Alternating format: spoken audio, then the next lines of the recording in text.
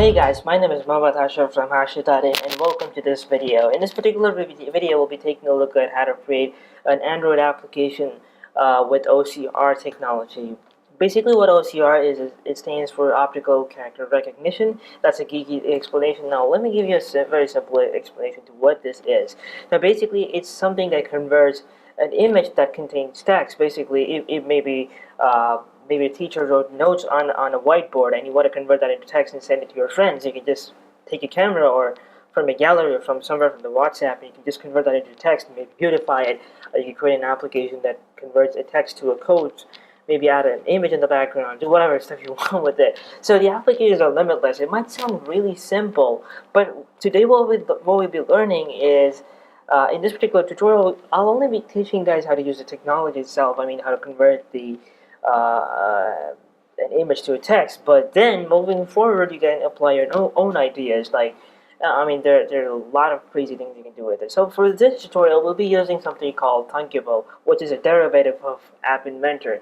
Now, you can use this on any technology. I mean, on iOS, on Android, or on Mac OS. And yeah, so here's a pricing scheme here. You guys can actually take a look at it. So it goes from free all the way up to $50 to be precise. So yeah, here's what you guys need to know. Now, first of all, the only thing that may matter to you as a developer is this part, which is called the file size limit. If you're testing it for the first time, you can go ahead with this, but here's something you need to know. So it's 500 calls per day, which is basically you can only use that for 500 times a day. And the other thing here is I heard you can even convert a PDF to a text, which again at first sight doesn't sound a lot, but trust me, it's a very useful stuff. Here, the request per month 25,000. Now 1 MB. Here's the thing. So I'm gonna open up my application this is a very simple application that I did. Now this is not a beautiful application, but let me show you guys what I did. Here is an AI test. So this is actually a very simple an image that I already converted. I don't want to open my gallery up right now, but basically what I did is I just opened up an image of my email, and you can see that it says view details and the time and everything else. Now don't worry about that. You can actually go format anything you want. For example, if somebody scans stuff like you can see the /n. Now definitely for those programmers out there, you know that these /n's are basically escape sequences or something like. There are special characters on a programming language which is used to indicate a break or a new line.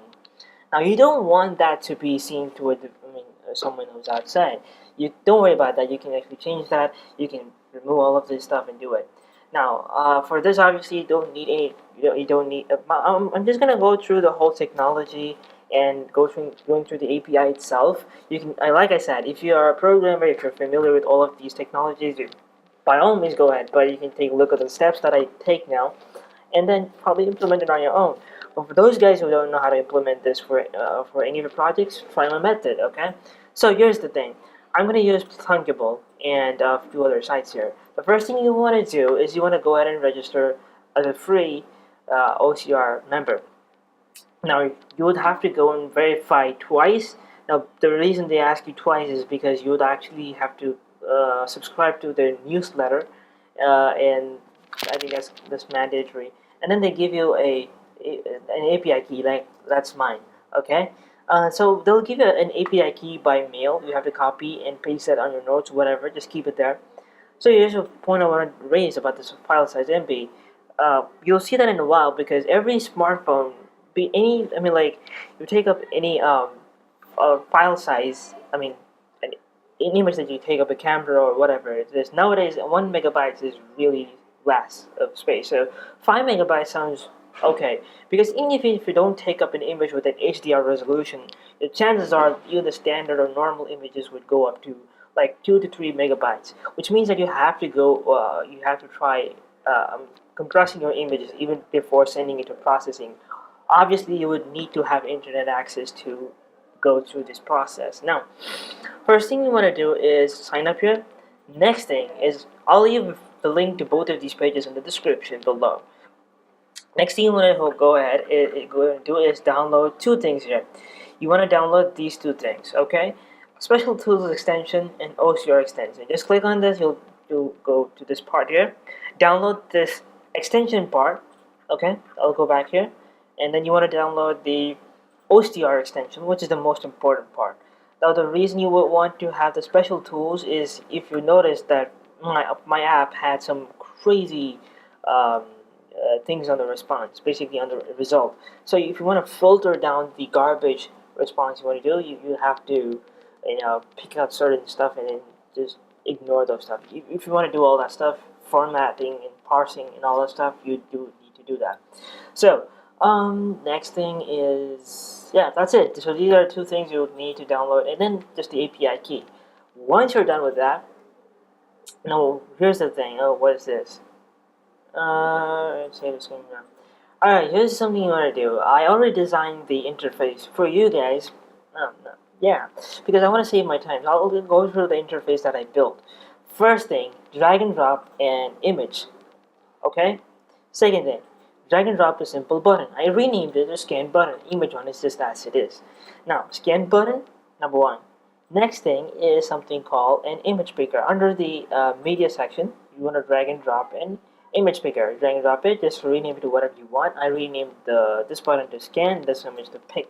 Pick is basically going to take up from the gallery, and scan is going to take up from my camera phone.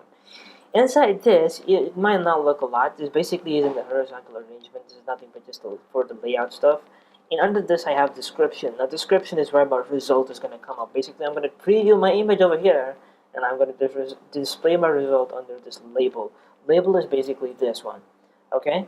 You drag and drop this inside, and make sure this is an HTML format, because that is what is going to make, that's going to allow us to format our response from the API look a lot neater. So I'll tell you guys what it basically means is, I'm always talking about formatting. I'll tell you guys what I mean by that.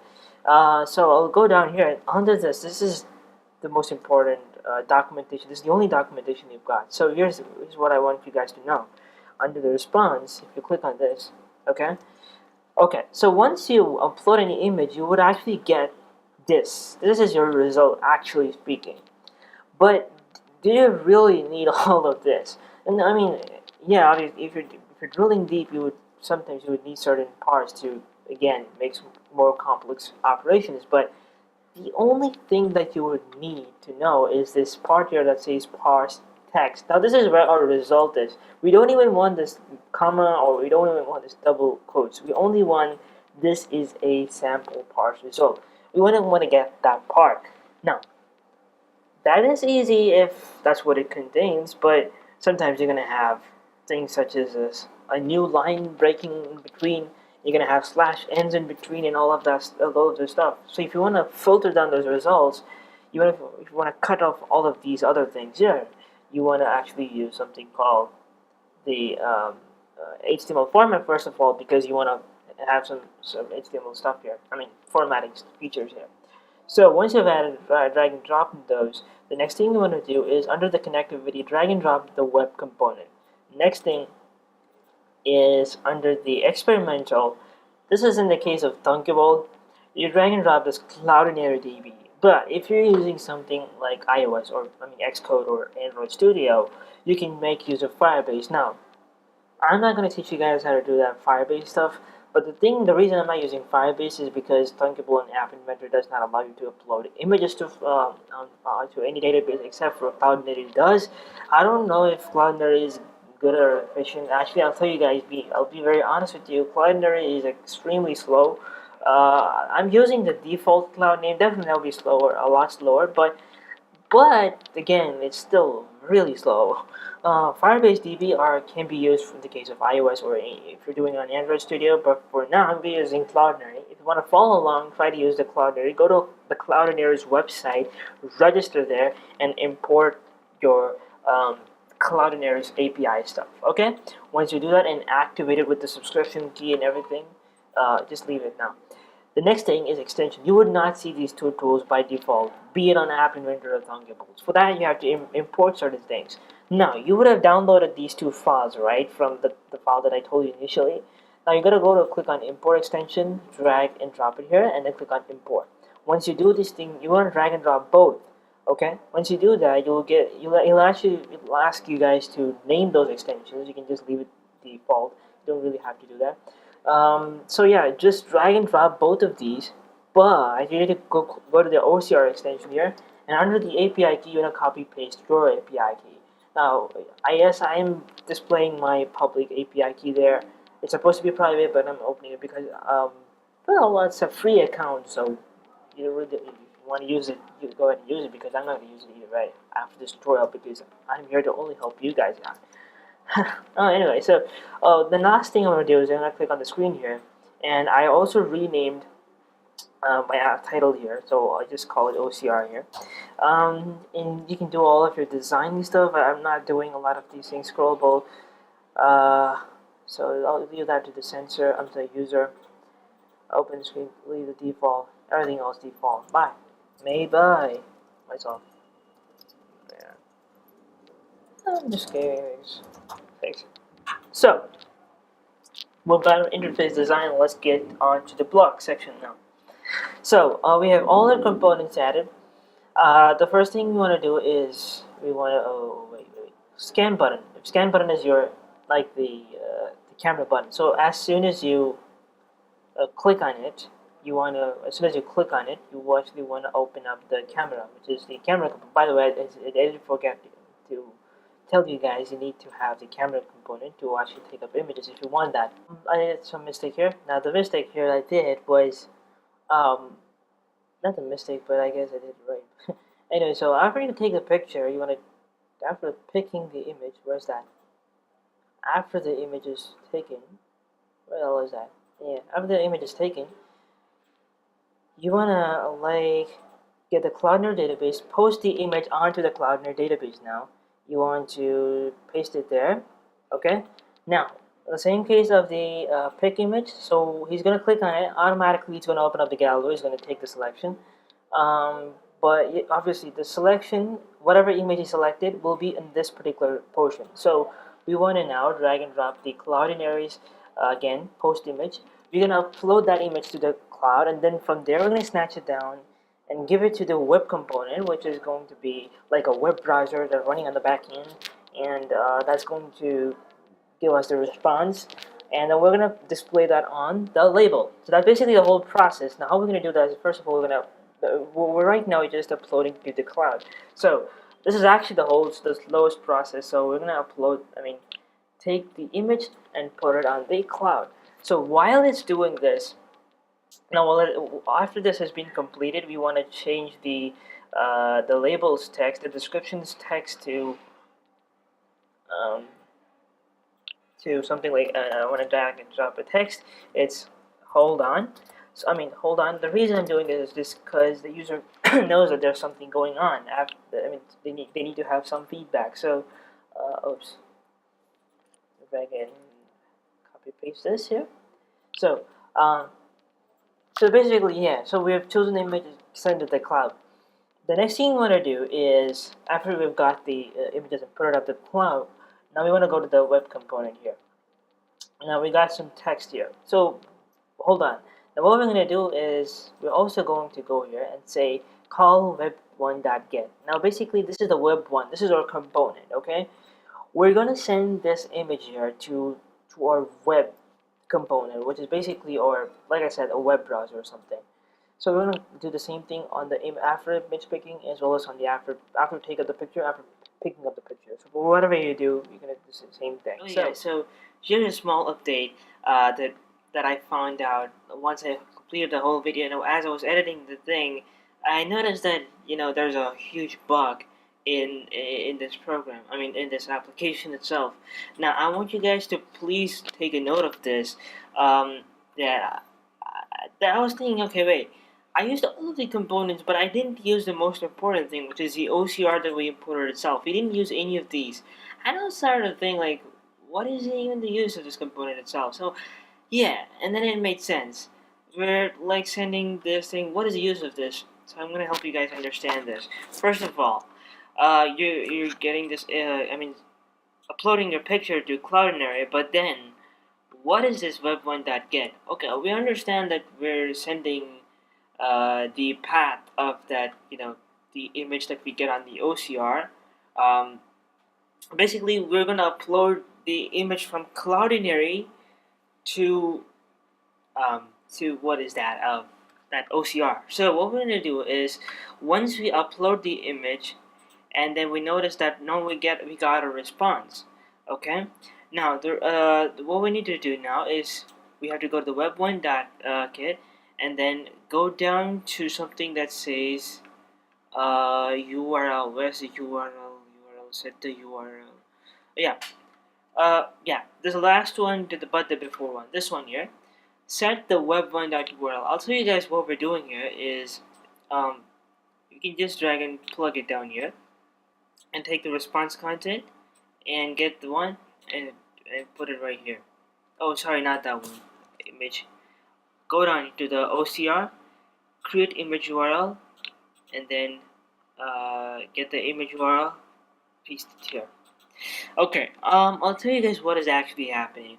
Once the image has been uploaded to Cloudinary, we're taking that image and getting its URL and putting it up to OCR, and then that URL, I mean, the data that you get is now given to Web1, which is, or like I said, the back-end web browser, and that in turn in the next step, as you can see in the moving forward. Now this is actually, I shot this particular clip once I completed the whole video, so this is actually, I'm coming from the future, I'm sorry.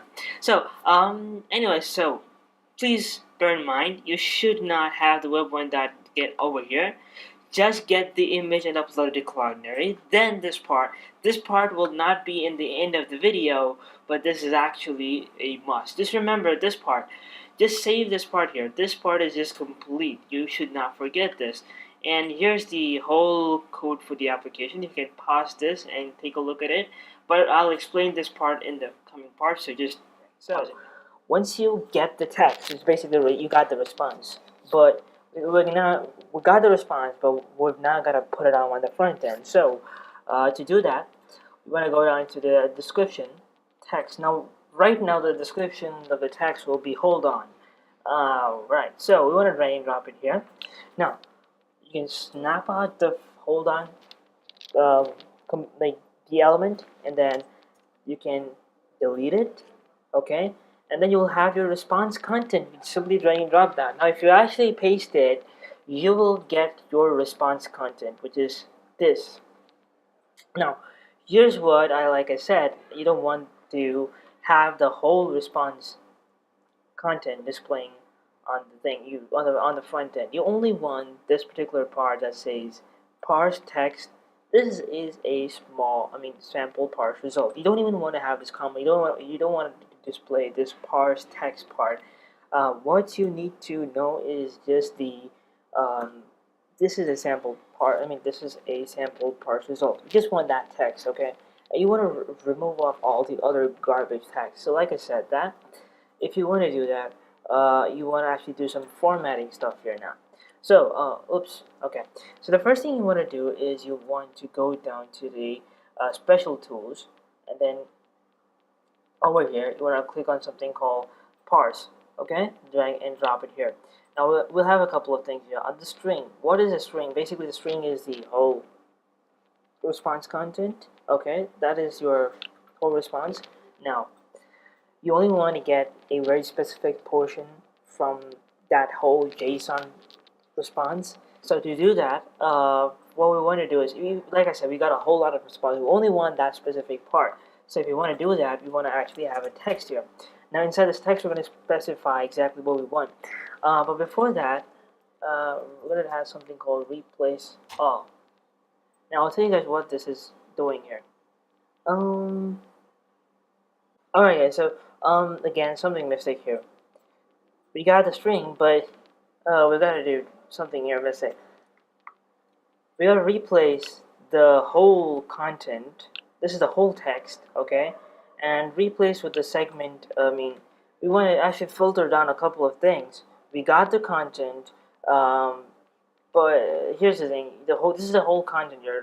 Like it says, you replace all content. You gotta take some content there, and you gotta see if there's slash R. If you don't know what slash R is, like you saw in my app demo there, we have got some slash n and some, yeah, you got some slash n's. Basically, slash n is nothing but um, they're representative of a new line. Whenever there in an image there's a space or something like a new line, there's another line on it, it will actually represent that with a slash n. You don't want to display that on the front end, so you want to replace that.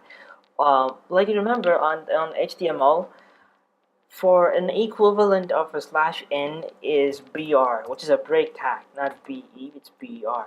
So break tag. Now what all this will do is whenever it sees a slash r, it will intend to the next line. In this, I mean, if you want to know what slash r and slash n is like the equivalent of an enter key where it creates a new line.